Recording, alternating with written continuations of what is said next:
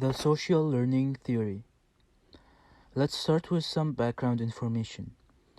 The social learning theory is a theory developed by Albert Bandura. Bandura was a psychologist at Stanford University.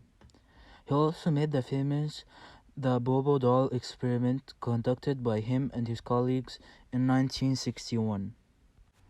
The social learning theory proposes that learning occurs through observing, imitating, and modeling. An article that was medically reviewed and approved by David Salzman, a licensed clinical psychologist, writes that factors such as attention, motivation, attitudes, and emotions influence the theory. Another article written by Kendra Cherry states the theory accounts for the interaction of environmental and cognitive elements that affect how people learn. Social learning is natural and it can occur consciously or unconsciously. Example number 1 of how does the social learning theory works.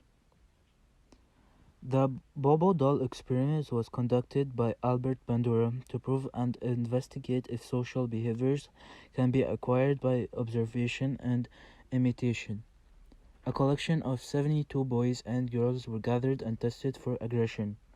24 children were then shown an adult aggressively harming a Bobo doll. A non-aggressive model was shown to 24 children, and no model was shown to the last batch of 24.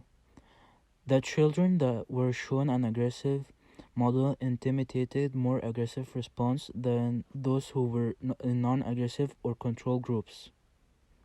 Example number 2. If a child witnesses their parents aiding an elderly person every day or doing chores, it can be proven that the child may also repeat these behaviors. The MSW theories state if rewarded, these behaviors become reinforced and most likely repeated by the individual. Example number 3.